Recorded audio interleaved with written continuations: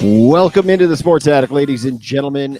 Good Friday morning to those of you listening live and on your morning commute. Hope your Friday's going well.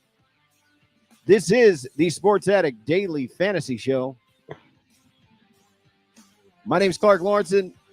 I've been hosting live at the Sports Attic and podcast with my partner, Al Larcher, for about a decade now.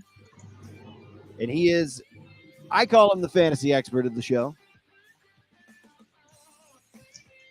He's the DraftKings guru, and we are here today to discuss quite a bit. We'll get you through your weekend, and let's win some money this weekend. Al Larcher, how you doing this morning? I'm doing pretty good, Clark. You know, I got home a couple hours ago, had a steak, a nice steak, watched a little hurricane coverage, you know, some sad times down there at Fort Myers Beach, place we've enjoyed before. And seeing complete houses washing across that main drag there, that Estero. We lost a buddy, an acquaintance, really. You know, a friend of my boss who's down there who had a Chicago themed bar in his garage. He was like, he's in his 70s. He decided to sit the storm out, and it got him. Oh, so, no, it didn't. I didn't know that. I was unaware. That's tough, yeah. Man. Wild. Yeah, that's something else. Yeah. And then, you know, Florida suffers another hit with a Tua going down tonight. Oh, man, that's a weird situation with Tua, huh? That's tough. That looked awful. And then before we get into this, are you wearing a vest? Yeah, I am. Okay, all right. The other day I had it on for the first time, and my daughter asked me why I was wearing a life preserver, and I'm like, have you been watching Back to the Future? What's going on here? Uh-oh. I just lost him. Where'd we go? I'm still here. I just wanted to zoom in on the vest, make sure we got a good shot of that. That's all. I'm working the equipment here, Clark. For those of you listening, you can watch this anywhere you'd like. By anywhere, I mean Twitter, Twitch. Twitch is a great place. Over on YouTube is a good place, and we are on Facebook Live as well. Yeah. Thanks, buddy. What are you thinking? Where are we at? I know we do that Tuesday night show as we've always done, where we're throwing a few early things out then, but where are we at this morning? Well, I'm feeling pretty good. Like, as opposed to last week, I didn't feel like I had my shit together. This week, I feel a little more confident in my players. I've gone through every game at this point. I picked out the players I like. The problem this week doesn't seem to be money. It seems to be ownership. Like, all the good players are being played this week, and it's going to be hard to find cracks in ownership, and you're going to have to get creative in your stacks. And you know, the first thing I noticed right off the bat is, well, here are the quarterbacks I'm not going to play this week. I'm not playing any Justin Fields. Kyle Murray, I'm on the fence right now. I mean, he has less than a percentage ownership. He's a guy who could get it done, but I mean, the Arizona Cardinals just look like trash right now, and Kingsbury blows. So I'm avoiding that. Zach Wilson, Jets in Pittsburgh. I don't feel like there's any equity in that game. Ryan Tannehill. On the fence of Trevor Lawrence, but I think against the Philadelphia Eagles, I'm sitting this one out. Russell Wilson, Carson Wentz, Aaron Rodgers, Baker Mayfield, Danny Dimes, Matt Ryan, Davis Mills, Cooper Rush, and Brian Hoyer. All those guys I'm just like, I'm not focusing on. I'm not playing game stacks with any of their teams. So that leaves us with, now let's just do a quick filter player here, get rid of all the trash. We'll just move the trash right out of there. My pool. So I'm down to 10 quarterbacks on the week. Jalen Hurts, Josh Allen, Lamar Jackson, Justin Herbert, Marcus Mariota, Geno Smith, Mitch Trubisky, Jacoby Brissett, Jared Goff, and Derek Carr. I don't remember why I even selected Mitch Trubisky, but he is on the list. I do have him maxed out at 4% ownership. So, Al, my guess is going to be that has a little bit to do with the fact that like we're Chicago, and you drop Fields off of there, so you got to keep something with just a little bit of a connection, no matter what it is. It's just that little part of the brain in the back of it. It won't let you get off of that. Enjoying a nice diet Canada Dry this morning. That's wonderful. And I'd also like to say that we have our first spam for the Sports Addict Show. Sweet. Yeah, through Twitch, somebody asked us if we want to become famous by viewers, followers, and primes on viewerships. Yeah, There tell you him go. yes. Give him the thumbs Yes. up. Yeah, we're in. All right. Okay. Yep. So we did last week is we just went down based on the highest over-unders on the week. We got through as many teams as we could. This week, I think we'll definitely start with Baltimore-Buffalo. This is the game that has the highest equity of any game on the slate. I mean, this is the game where all the points are. This is the game everybody's going to want to play. It's going to be very hard getting off of this game in some way in small field tournaments. When you get to the mass tournaments, when you get to the really big stuff, the Millie Makers, the 50 cent, the 150 max, games with over 100,000 people. You're obviously going to diversify and maybe move away from this game.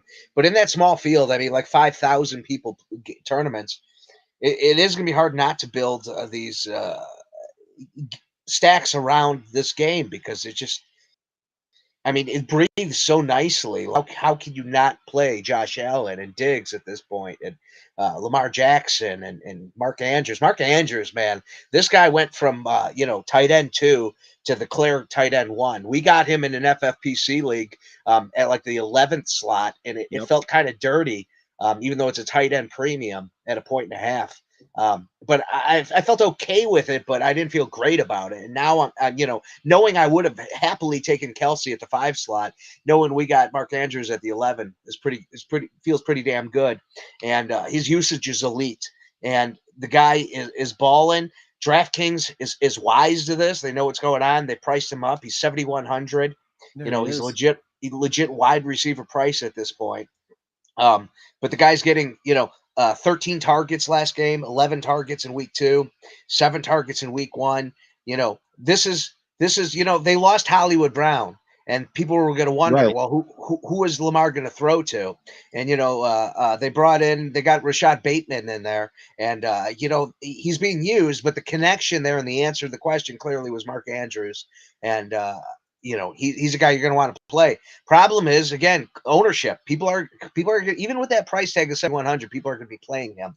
So this game's going to be. It's just hard to stack from the Buffalo side because the problem is Josh Allen has around 15% ownership projected. Lamar Jackson has about 5% ownership. So you're cutting off 10% of the ownership by playing the Buffalo side. Now, do I feel more comfortable playing Josh Allen? Yes. If it's a cash game decision, I'm going to play Josh Allen over Lamar Jackson.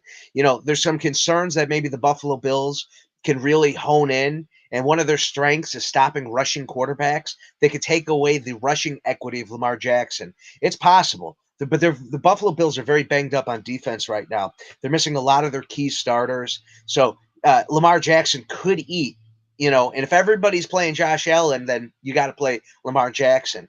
Now, Lamar Jackson's a guy you single stack. You don't double stack him because he gets his equity through the ground, through his legs. And the clear partner to him is Mark Andrews. And I don't want to overthink it. Like that's a stack I don't want to overthink. I don't know that I want to play Rashard Bateman and give that a chance. What I do know is if I were playing the Allen side of things, I'd be double stacking. So what I propose is single stack Lamar Jackson and then double stack the run back. So you usually only play one person on a run back. Well, in this case, there's enough equity in this game where the run back is probably going to be the key to winning a tournament or the slate because it's going to be maybe Stephon Diggs, but I think it's also going to be somebody like McKenzie, the third wide receiver for the Buffalo Bills. Gabe Davis getting good usage. He's got the questionable tag. Not a lot of people are going to touch him. This is a guy who's the number 1. He's the number 2 wide receiver on a high potent offense. That has no ownership. So if you play guys like Gabe Davis or McKenzie, you're going to diversify yourself from the rest of the field. Or not diversify, but you're going to separate yourself from the field, and that's key. That's important. That's something you want to do. So I like the double stack to make your stuff unique by playing Lamar Jackson in a single stack as your key stack with Andrews. Eat the chalk there, and then bring it back with either McKenzie or Davis and Diggs. You can consider Knox in that scenario as well. The problem is, um, Knox is very touchdown dependent. He has to score touchdowns. He needs 1 or 2 touchdowns, and he has 0 on the year right now. So, um, I don't feel great about that, but that's good cost savings. Dawson Knox is 3,800. So he's somebody I'm definitely going to consider in the stack in the double bring back there. 5,600. Yep. Knox has been a letdown for me in the year-long fantasy. Yeah. He's priced just right here for you, or priced No. okay? Yeah, he's priced okay. Okay. He's a guy I wouldn't play outside of the stack. He's not a guy who I'm going to use as my tight end in other stacks if I need a tight end. If I need to save money, it's not going to be through Dawson Knox. The only place I'm playing Dawson Knox is if I'm building a stack from this game. Okay. So, if you're building like 5 teams within this stack, one of them you might throw a Dawson Knox in as opposed to a McKenzie or a Knox. Or, I mean, you could get crazy and just forget Stephon Diggs. Think maybe they take him out of the game plan and then just put all your eggs in McKenzie and Davis as the run back. You're getting a little crazy, but you're saving a lot of money there, Yeah. and a lot of ownership. But I mean, it's unlikely. I think Diggs is the right play here, even in a large tournament. I'm sticking with the proper This stack. game right here, it amazes me that it's an early game, that it's a noon 1 o'clock game, right? Yeah, Like yeah, this is the premier matchup of the week. I named this episode, "Will Lamar Jackson score 25 points?" That's what he's projected at. His cost being 8,300. Like that's a good price point, but I don't know why doubt Lamar Jackson these days is my thought. And I know that's a yeah. high price point, but he's producing. It's the price and the fact that Josh Allen is the better play. So people are going to play the better play, and the better play is Josh Allen, which is driving Lamar Jackson's ownership down. But if you want to Okay. stand out in a tournament, you got to be contrarian. And contrarian doesn't mean playing stupid. It doesn't mean playing, Mitch Trubisky, which I am doing, but it means playing guys who could get the ceiling. And Lamar Jackson absolutely could get the ceiling. Josh Allen could have a bad day. Josh Allen could go out there, get sacked, end up in concussion protocol, a quarter into this game. And then all of a sudden, all those people are suffering, while you still have Lamar Jackson and you're eating, you're feasting. You don't hope that happens, but there are paths where Josh Allen doesn't have a good game. Buffalo can take him out of this. And if that is the case, then, Lamar Jackson, let's say Lamar Jackson puts up 30 points, because yes, he will score 25 points. I guarantee that. Lamar Jackson puts up 30 points. Josh Allen puts up 18 points. He has a good day, but it's an average day. And that could happen. It's unlikely. I mean, like I said, the likely scenario is Josh Allen's the better play. But again, you want to win a tournament, you got to think outside the box. You got to think different.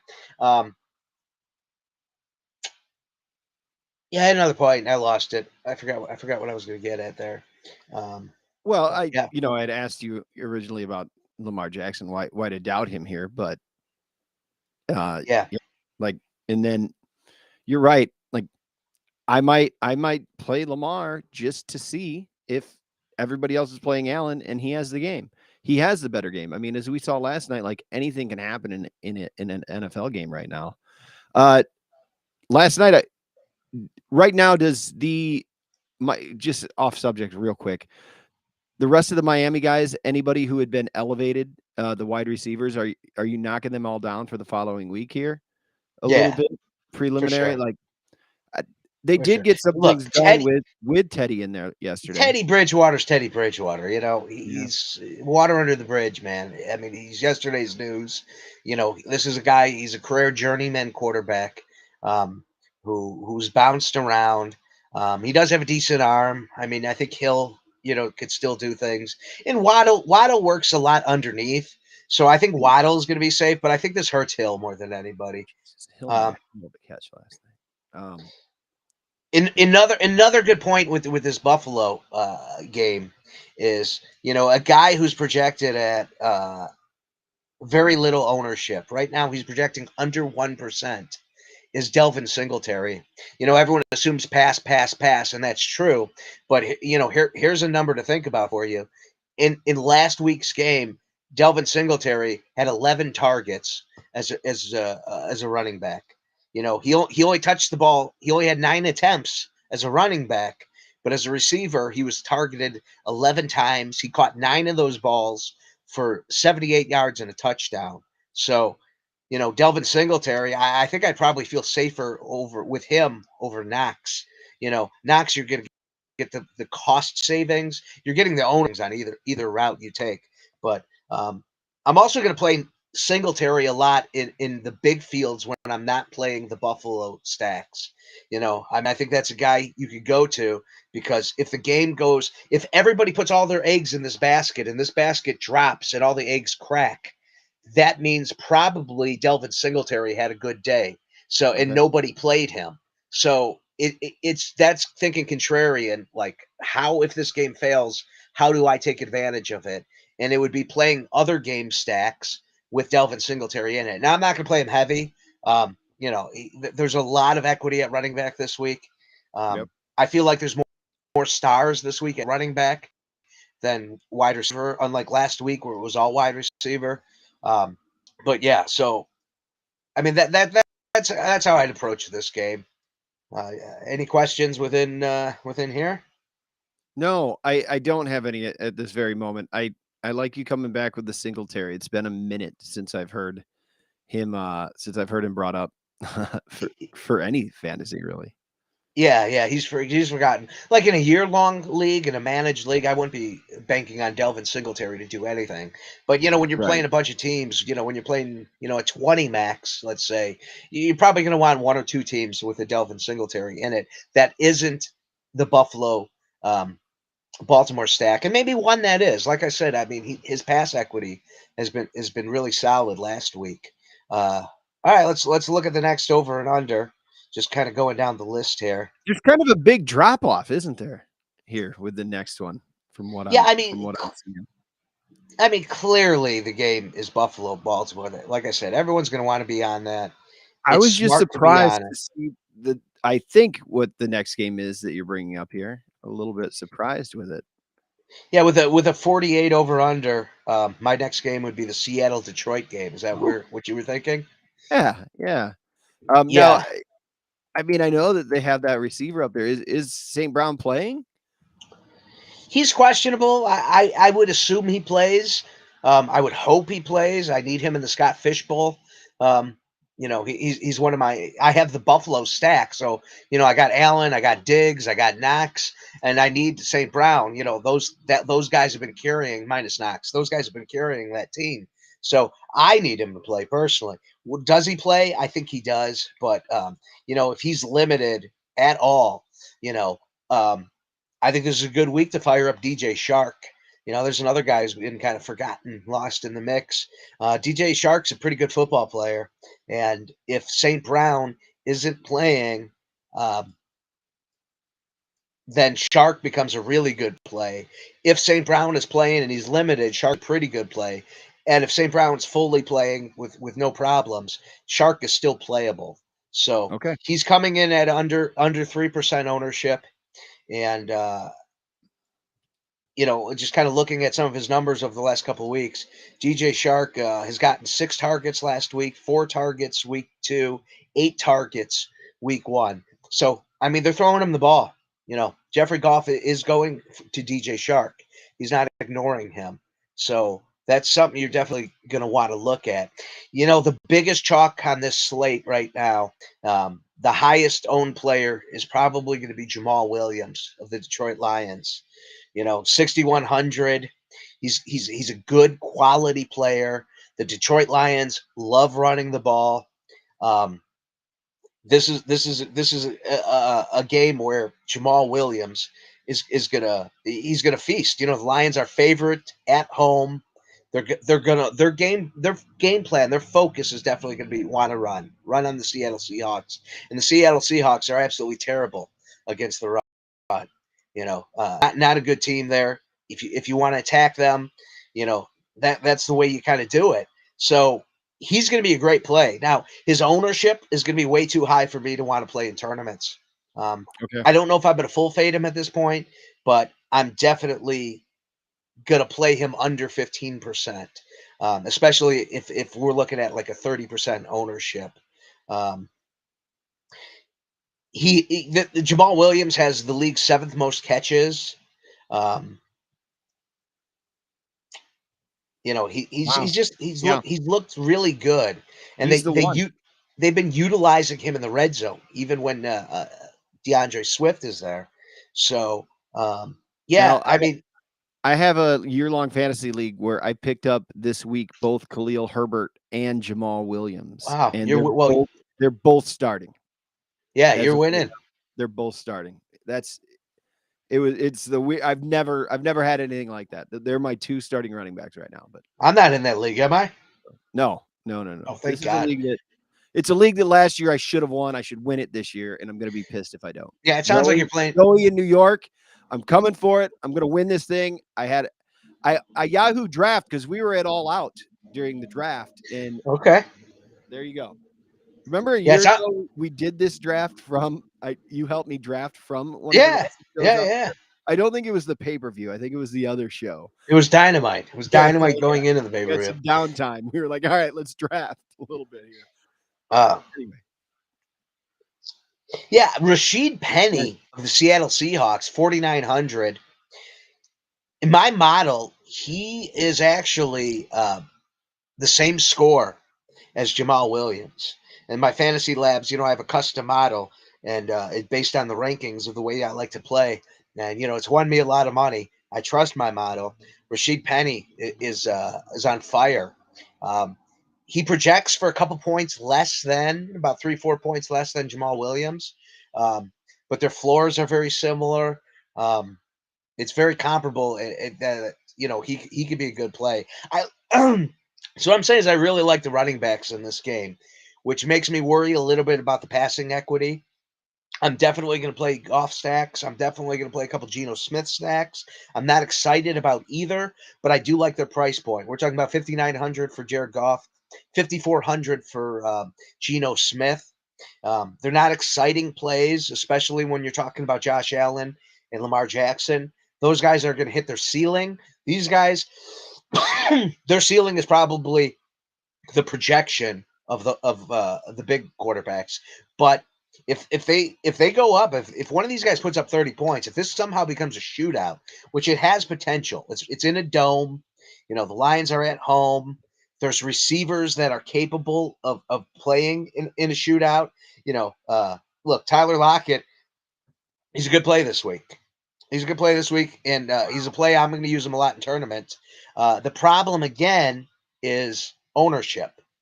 As I said at the top of the show, ownership is going to be a big problem. Right now, Tyler Lockett's projecting over 20% ownership. Now, I like Tyler Lockett this week against Detroit. Detroit has a terrible passing defense. Every game's a shootout with Detroit because Detroit could score, but Detroit could let you score. And that's fantasy gold. That's what you look for in fantasy football. That's why this game is so appealing. And the over and under makes it legitimate that Vegas agrees that it's appealing. So it's not just, fantasy nerds going, hey, look, these guys, they play at a high pace. Both of them are high paced offenses. Right. This game has a lot of equity. And yeah, you're definitely gonna want to play the passing side of it. As much as I love the running side of it. But again, the problem is, Lamar Jackson over 20% ownership. St. Brown, right around 15% ownership. DK Metcalf, who, he's a guy I really don't want to trust in, but he's talented. He could get the job done. He hasn't clicked yet with Geno Smith, but if this is the week, he's at about 5% ownership. Josh Reynolds is being utilized with the Detroit Lions. He's under 5%. So those guys are all playable. They're definitely going to be used in a game stack. I'm probably going to run, maybe 15%, 7% on each quarterback, maybe a little higher on the Goff side, but I'm definitely going to have a lot of teams and say a 150 max. In the 20 max, I'm probably going to have, a handful of teams in this game because the pieces fit just right.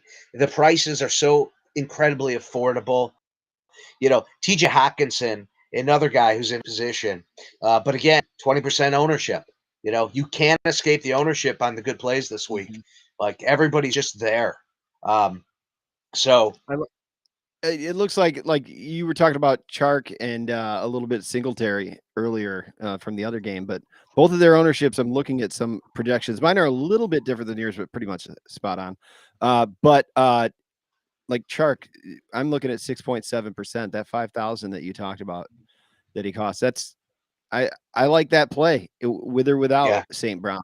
It would you ever double stack him? Are you playing Goff? yeah, I think I am. Yeah. I mean, I'm definitely playing golf. Am I double stacking? I think so. I think Where's that's the only Goff's way to really ownership? do it. I haven't even gotten there.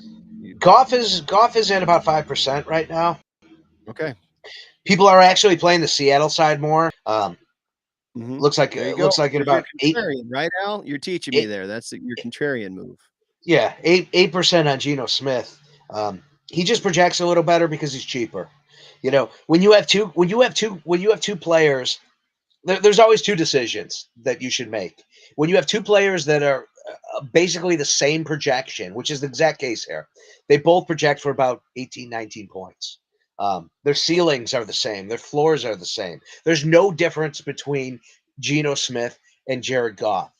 So the question becomes then, well, what do I do? Do I save money and just go with the cheaper player, or do I save on ownership and just go with the lower owned player? Since both of their ownerships they're like 3 points apart, 3 percentage points apart. It's not a big deal. So Right. the smart move is actually just to go the cheaper route, save those, that $600 or that $500 and play Geno Smith. I think that's what the sharp community is doing, and that's probably the way to go. If I'm stacking this game, I'm reversing course here, and I got to say I am going to play. Now that I've talked through it, I'm going to play more Geno Smith than Jared Goff. I am going to play both. Let's say I play 15% between the two. I'll probably go maybe 10% on Geno, 5% on Goff. Um, Okay. Goff has put up last week against the Atlanta Falcons, another shitty team comparable to Detroit. Geno Smith put up 325 yards. When you have a quarterback who could throw for 325 yards, that means two players are in play. That means double stack for certain. Your run back with Detroit, it's either going to be St. Brown or it's going to be Hawkinson. If you want to get crazy, if you want to save some money, you're probably going to go DJ Shark. Yep. As for the double stack, I definitely am playing Tyler Lockett despite the ownership in this stack. Outside of the stack, I'm probably going to have to fade Tyler Lockett. That's just way too much risk for a guy who's played like shit most of the year and he's on a shit team.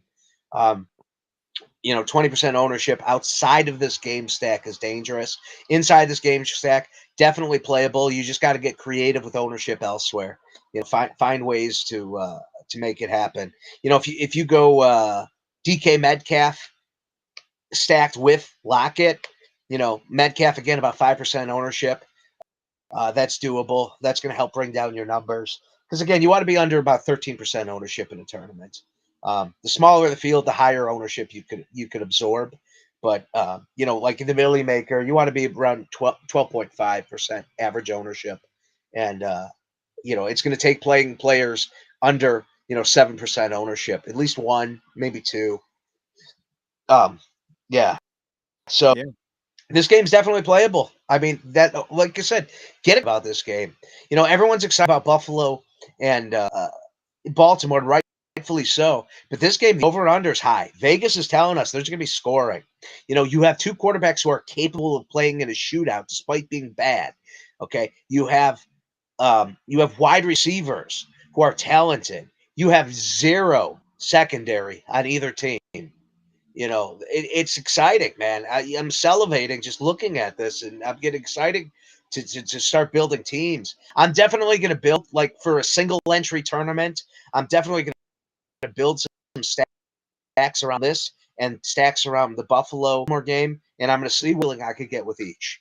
I'm gonna see what I could do with Of ownership and course, stuff. I'm always checking out the weather as well, and Vegas does as well, and they are playing in Detroit, and that 13-mile-an-hour wind and 64 degrees that they're expecting doesn't matter No, in the don't, dome, baby. my friend. In the dome, my friend.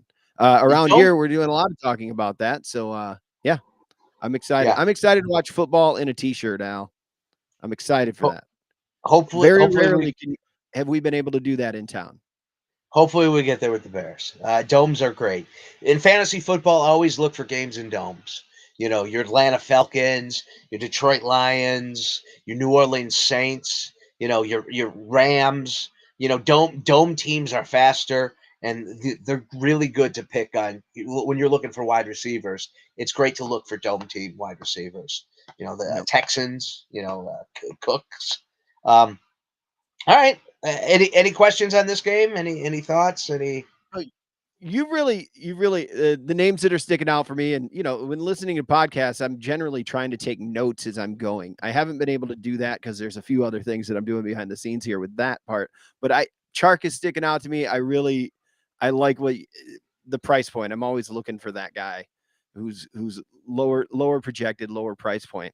And then, I mean, if St. Brown is out, obviously that's going to shoot up, right? A little Yeah. bit. It gets a late spike, but let's see. I think do you ever double run back with two wide receivers? That's ridiculous. Like you, I am in the there aren't Buffalo enough spots. Baltimore game, but Okay. no, no, you don't want to do that.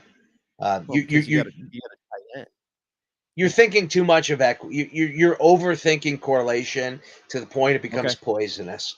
You don't want to do a double run back. Um, but again, unless you're being very creative, which is what I'm trying to do, which you have to do in a game that's so overly owned, like Baltimore, Buffalo. The next highest over and under of a game I'm playing is going to be at 47.5.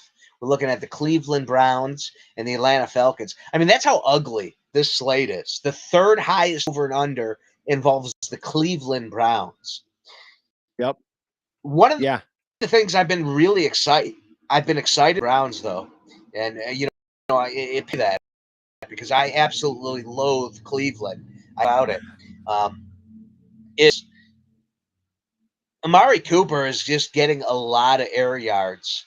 Um, Average total air yards 43.7. It's the highest in the league right now. They're going deep to Amari Cooper. Amari Cooper is getting usage. Amari Cooper is due for an absolute explosion. 11 targets last week, and you could argue he's had explosions with 26 points last week, 28 points the prior week. Um, 11 targets last week, 7 catches, 100 yards, and a touchdown. The week prior, week 2, 10 targets, 9 catches, 101 yards, and a touchdown. So 2 weeks in a row, he's put up 101 yards and a touchdown. Week 1 was a slow start. Wasn't a good game for him. He put up five DraftKings points, 4.7. And it looked like maybe this guy, it wasn't going to have it. But now we have 2 weeks of evidence that there's a little bit of chemistry going on here between Jacoby Brissett and Amari Cooper. And it's enough to get excited about. It's enough for me to consider staying in this game. The over-under, we should probably play this game. Not a great, exciting game. I'm more excited about the Detroit game than this one. I am going to be playing a lot of Amari Cooper outside of this game. I'm going to attack. That's a guy who I'm really in on this week.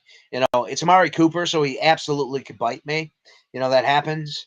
You're I talking like about that price. I like the price of Cooper. And what are you seeing 5 yeah. to 10% for him? Let me see my For ownership. ownership in there, somewhere in there. Let me see the other one. I'm over on Yeah. well, right there on pros, fantasy pros, but I've He's looking also at about got 10. He's looking at about 10% ownership, which is way too okay. low. Way too low for the price point. I mean, it's just a really sexy play. Amari Cooper, he's a guy. I don't know if I want to put him in cash. I don't know if I'm going to make that call yet. I kind of got to look at the board and see other wide receivers at his price point. But I mean, he is for your wide receiver too in a cash game. He's right at the right price point. He has the right opportunity. We're right over and under. It's a good play, And Drake London has been fantastic. He's been the best rookie wide receiver this year, and he's a great run back in this game. Or if I you like want, his price. I like his price there. yeah, Well, that's great. he's another guy. I'm going to be playing a lot of Drake London outside of this game. And sometimes when you do that, when like you start realizing, hey, these guys are going to be my core in many of my other lineups, then you got to start thinking about, well, how much do I really want to play this game? And this game isn't like, I think I prefer the pieces, the sum of the parts, than the stacks themselves. Yeah. I would rather play the Detroit, uh, the Seattle stack, and maybe it play within that game, find a way, maybe play Hawkinson as one of your players there. Maybe find a way to do Amari Cooper and Drake London in that game as well. You could take Amari Cooper versus Drake London, and you could stick that correlated stack into other games that don't involve these quarterbacks. So if you're playing other stacks, and you're not taking up all the tight end or flex spots, or I'm sorry, wide receiver and flex spots, because you're playing a running back or a tight end, you may want to consider these guys are priced right where you could probably play them. Because I'm not excited about Jacoby Brissett or Marquise Mariota. Mariota is projecting pretty well this week, though. He's 5,600. He's right there at the same price point of Goff. And let me actually pull up the conspiracy. Let me pull up all four quarterbacks. So Geno Smith, off Jacoby Brissett, and Marcus Mariota are all projecting very similar. The best projecting of the four is Marcus Mariota with the Falcons. So that's something to consider. He's also cheaper than Jared Goff, and $200 more than Geno Smith, who's the cheapest of the four. So he also has the highest ceiling by a long shot. He has almost a 30-point ceiling they're projecting for Marcus Mariota. I'm starting to talk myself out of the second stack now. I'm starting to talk myself out of that Lions stack, and I'm moving now. Like we're sitting there doing this. I'm starting to get excited about the Atlanta stack. This is where we are here. I'm not sure if we're good for your weekly fantasy here, because you've talked yourself last week. You talked yourself into a few things during this show here, and this week you're talking yourself into a few things. We're gonna have to see the sample size here. I can't wait to see where we are in about 4 weeks from now. I'm going to come back to earth a little bit and kind of remind myself why Marcus Mariota is a bad play. Of the four quarterbacks, if you add up the ownership of Geno Smith, Jared Goff, and Jacoby Brissett, you're coming up with less ownership, those three combined, than Marcus Mariota's projected ownership. People are on Marcus Mariota. He's the play this week for the cheap game. He's the punt play at quarterback, and he's gonna be no secret. He may even be a cash game option. Just looking at that ownership, that means a lot of smart people are playing Marcus Mariota. And the fact is, Jared Goff could get it done too. And Jared Goff gets it done. He comes in at 10% less ownership. And the Lions stack, is easier. I could easily pick out two wide receivers from the Lions stack, or two skilled players from the Lions stack. That's a little bit harder with Marcus Mariota, because you got Drake London, you got Kyle Pitts, and that's it, man. That's all the targets. And in fantasy, that's a good thing when you know where the ball is going. I don't have to guess. I don't have to wonder if Gabe Davis is going to eat 2 touchdowns and screw Stephon Diggs. You don't have to worry about Zacharias, vulturing too much here, or even Peoples Jones on Seattle. I mean, you kind of know where the ball is going in this game in a lot of different ways. It's Drake London, it's Cooper, it's Mari Cooper, and it's Kyle Pitts. And Njoku. Look, Nuke went off. Nuke finally went off. He's a great play in Cleveland.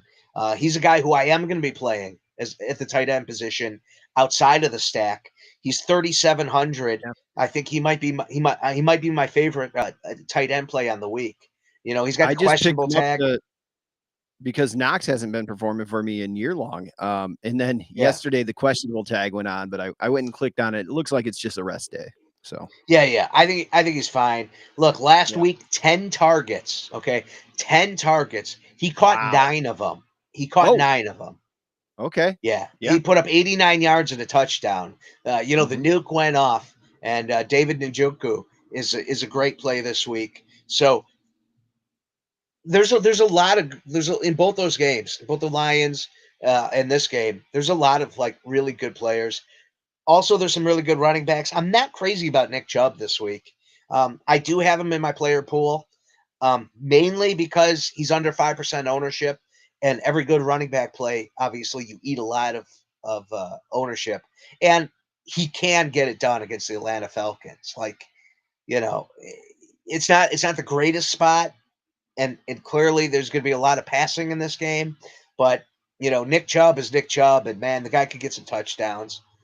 I also like Cordell Patterson as well on the Atlanta side. I mean, he just has amazing usage.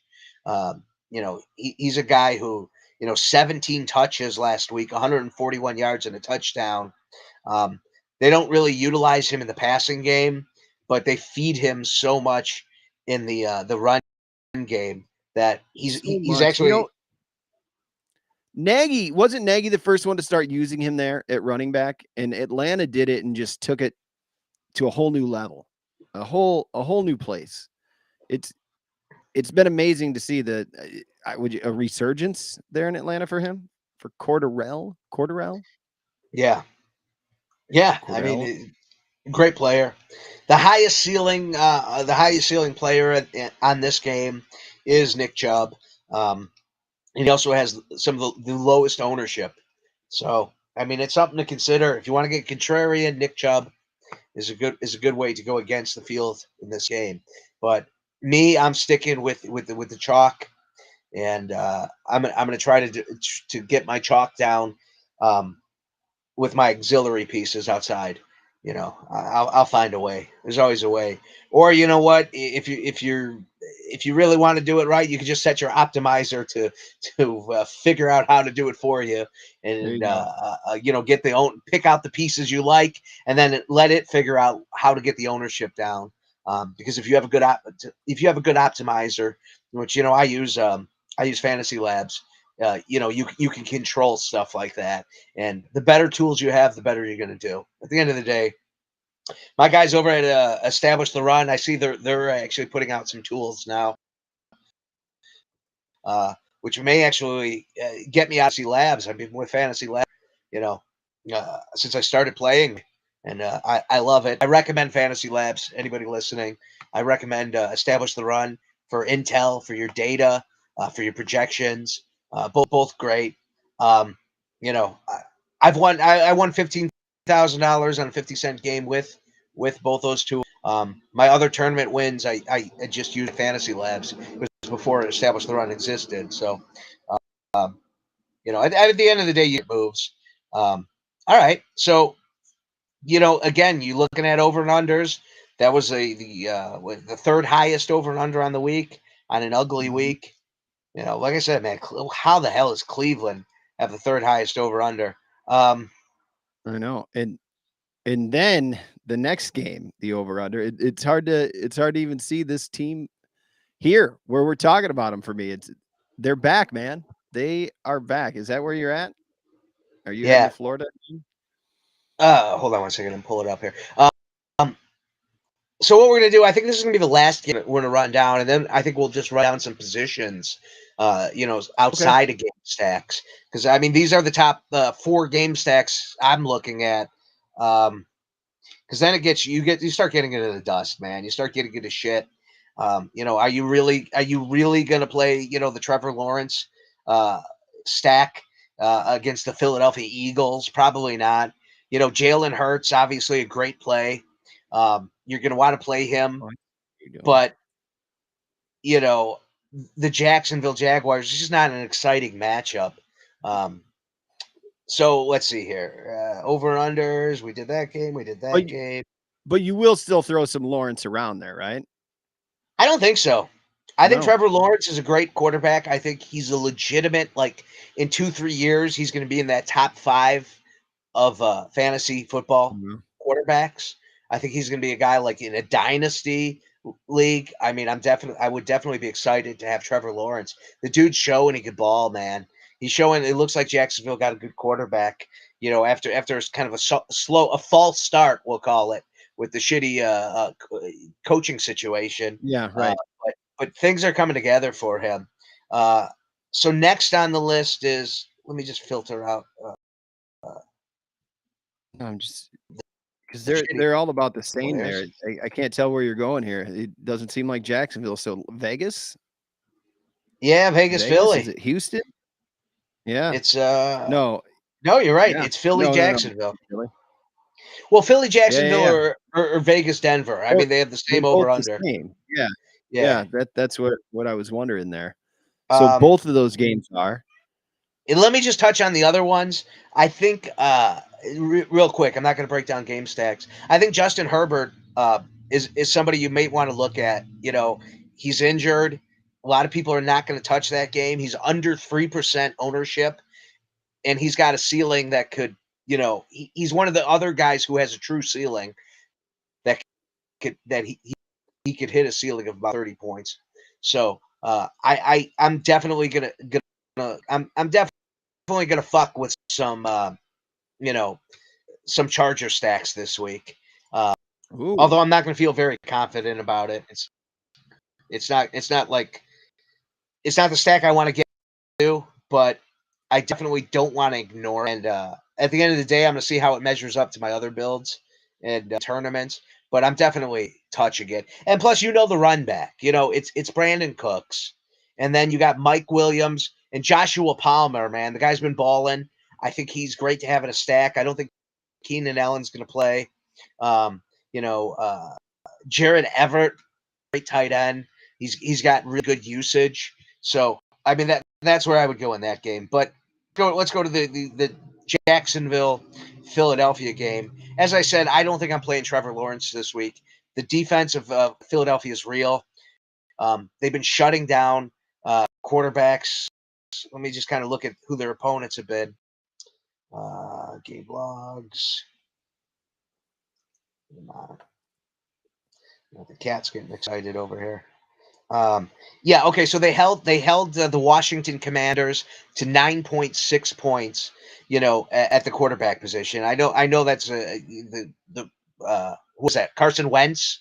Who are the Commanders touting out at Yeah, there quarterback? you go. I think it's Um, Carson Wentz. yep. They held him. They held him to under 10 points. The Minnesota Vikings with Justin, Jefferson. They held him to 11 points. Week 1, the Detroit Lions, Jared Goff, 16 points. So the best any quarterback has done this year against the Philadelphia Eagles has been 16 points. I don't want to touch it. I don't want to Yep. spend teams on Trevor Lawrence. The risk is just too high this week. It's not exciting. Uh, Meanwhile, though, I'm absolutely going to be playing Jalen Hurts. I mean, this guy, he's a cheat code. It's with those legs and with passing. The guy's getting the job done each and every week. 30 DraftKings points last week, Mhm. 37 DraftKings points week 2, 24 week 1. He absolutely could ball out in this game. And he's another guy where you kind of know where the ball's going. To Smith, he hasn't had the greatest chemistry with. He is getting the ball too. Um, and I like Dallas Goddard as I'm actually I have him clicked as a guy I'm playing this week. Although I might consider that when I start making my stacks.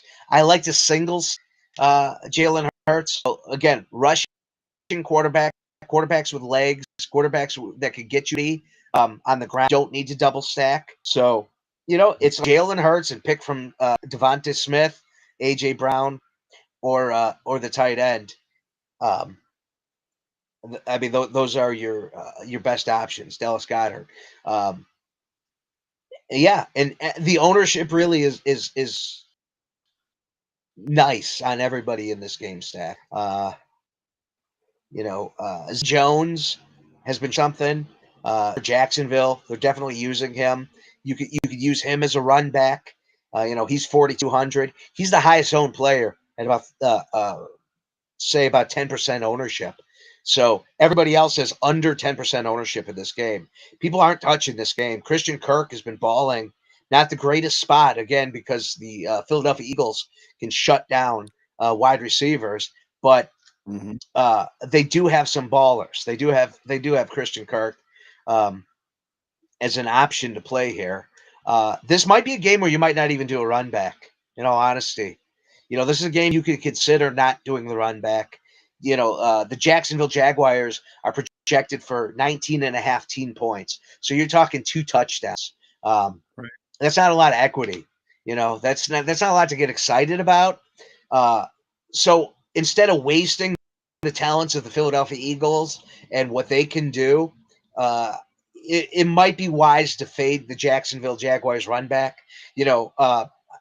Anytime I'm building a team, again, my stacks, I like a quarterback with a double stack and a run back from the other team.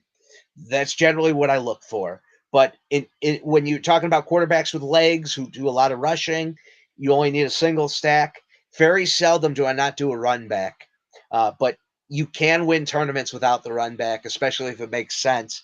And right now, the Jacksonville Jaguars have lowest projecting team totals. I mean, they're right there with the Bears and the Washington Redskins as the lowest team totals on the week. Only the pitiful, New England Patriots have 15 projected points, which, by the way, I'm not touching anything in that game.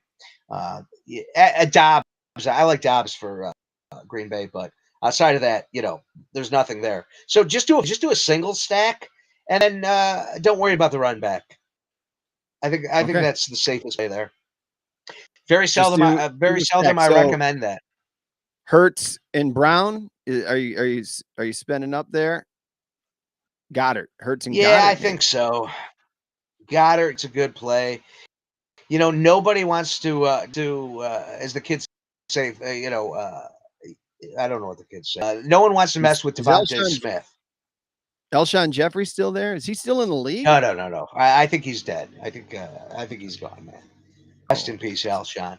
there you go. He's the new Marcus Allen Robinson is the new Alshon Jeffrey over there in Hey, the yeah. Rams. You brought up Zay Jones from Jacksonville. That's kind of a sore spot for us as team owners here. We haven't talked since the mistake I made the other night when I didn't get the waiver wires in because I wasn't familiar with I made a terrible, terrible rookie mistake with Yeah. this. I didn't realize that you needed to have your waiver wires in by 10 o'clock on my FFPC. Needed to be Ah, in by like 9 or something like that. Most are like midnight. Every league that I played in before, get them in before midnight. So I was going to get him in, and we missed out on Zay Jones. I didn't even look to see how much money he went for if we'd have gotten him anyway. But I didn't. sorry, we I, haven't had that. I We didn't haven't catch had that that. talk yet. We own a high stakes team together here, Al, Yeah, we're and in the FFPC. We're in the football player championship doing game. pretty well. 3,700 out of what 12,000? I think I saw something like that. Yeah, yeah, yeah. Yep. It's, All right. it's pretty solid. Now, my team, my solo team, I'm ranked Oh, hey, yeah, 360. yeah. I'm Oh, ranked 360. So I oh, mean, of and course. by the Yeah. way, I'm 300th in the Scott Fishbowl. So I mean, I don't like to brag, El Ray over here, I mean, we can but discuss a buyout at any point if you'd like. I mean, we can talk whatever we you can want to talk. do. If you want to buy We out almost had a part of the buyout team, last it'll still have last it week. We almost had a buyout, but it's in. Was that before or that was after a this different show? kind of It was buyout. after this show. Yeah, we had just started this show. All went well, and then After it's the like show, yeah, within 2 days, it was done. yeah. Yeah, David that Njoku 5 went a.m. off. wake up. This 4 a.m. wake up. I know As you're we've discussed, crabby. that these shows are hilarious. Our Tuesday night show, you're on your morning, I'm on my evening, and now Yeah, our Friday morning show, it's my morning. I'm drinking the coffee again. It's this is like 8 o'clock yeah. for me. Yeah, it's like 8 in the afternoon. For people who don't know, I'm a DJ, so like I'm done at 2, 3 in the morning, Yeah. and then I start getting down my fantasy, which sucks for Sundays. I finished. I get all my done about 160 teams total DraftKings, and by the time I finish, it's like 9 o'clock in the morning. I have to wake up at least 20 minutes before kickoff to see if there's any inactives, any Right. surprises. So And I I don't mean, I know if have to 20 get minutes up. is 20 minutes enough time for you there. Like, Yeah, and I'm sure usually. if you're like me, you're waking up by 11 anyway, just because you're anxious about the Yeah, damn thing. Like, absolutely. oh, it's so tough, Al. It People don't understand that. So, I wouldn't think not but too many playing in this. Go ahead. I get damn, I get the red zone because it's like crack, with fantasy football. And I get all excited, I get my Yeah. chips, I get my salsa. I'll eat like a jar of salsa, and then I pass out by like the second, 10 minutes, 5 minutes into the second quarter. I'm usually out till the late games, then I wake up around 3 and I go, what happened? And, Do you double I hope screen? I'm Do you winning double money. screen the Bears with the red zone, or you just go No. strictly red zone? Because if you're watching red Look, zone, you hardly get to see the Bears.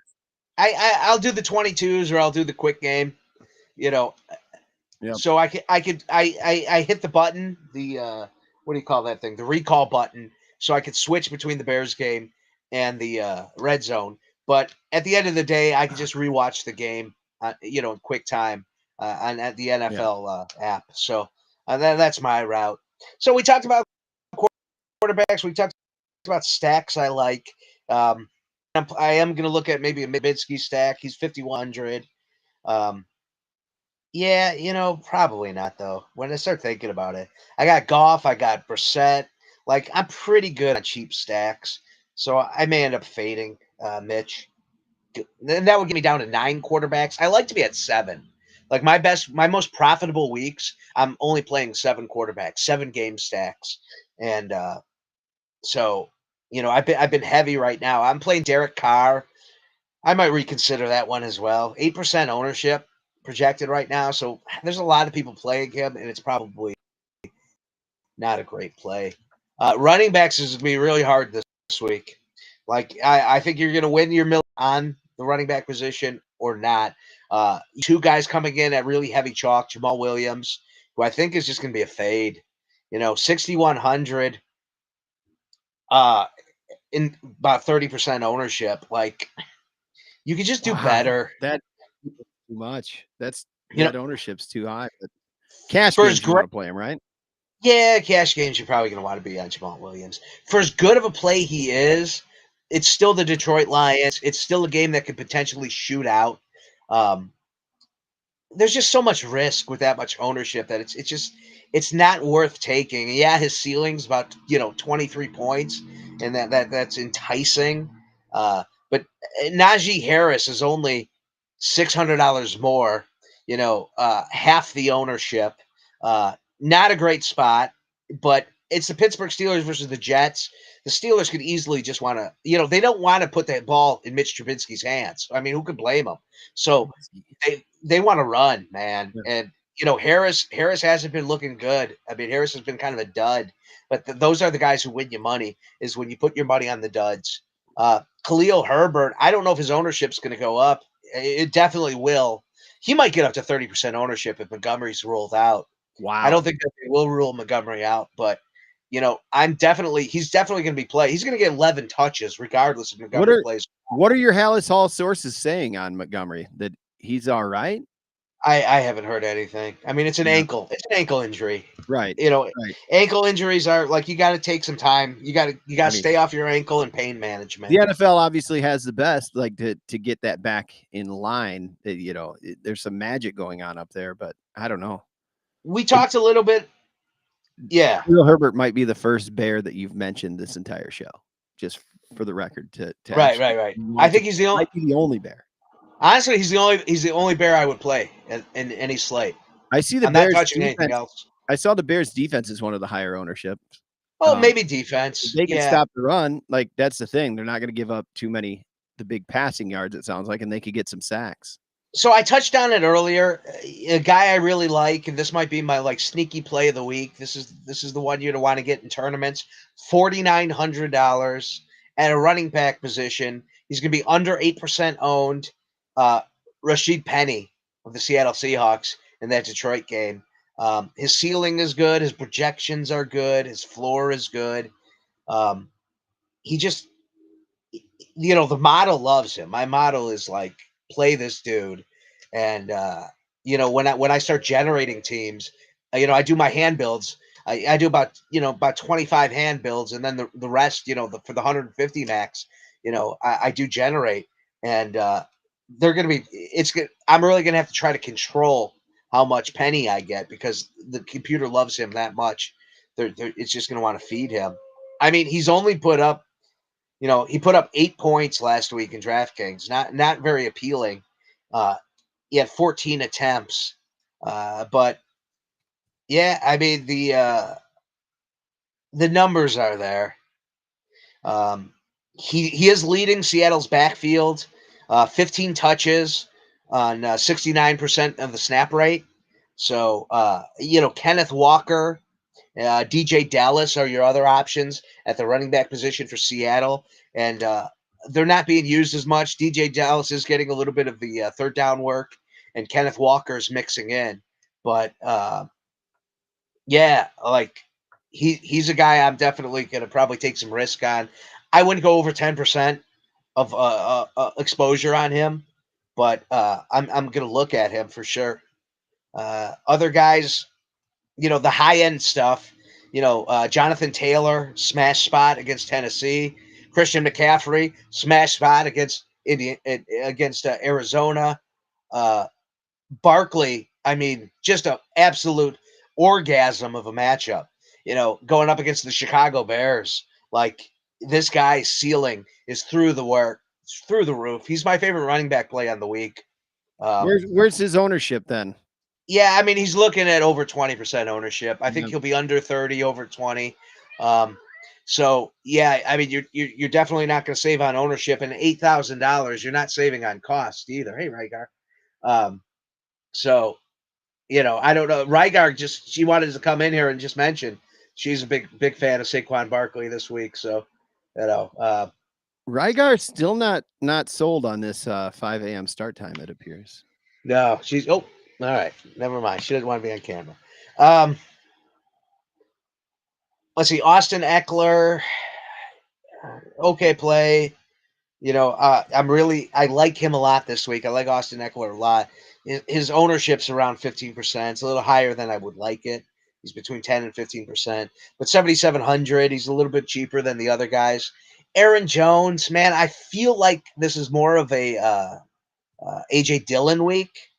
AJ Dillon at $6,000 at 10% ownership. Aaron Jones at 7,500, but he's at 2% ownership. If you're looking for a guy to like differentiate, Rygar, honey, like I told you, don't unplug that. So I'm in a recliner. It's an electronic recliner with lights. There's this. I have an extension cord going to the plug back there. The cat loves knocking it out, and now I'm trapped. I have to figure out how to get out of the recliner. Good luck, Al. Thank you. I'll be okay. Should I send somebody over if I haven't heard from you in the next 30 minutes after the show? No. Okay. All right. Just checking. That cat. I haven't seen Rygar in a long time. Am I frozen? I think I'm frozen.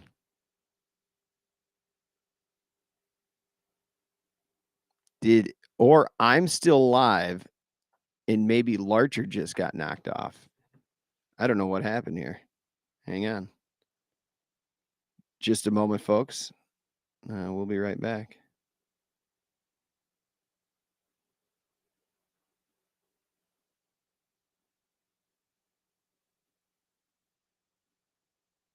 I'm texting Al here.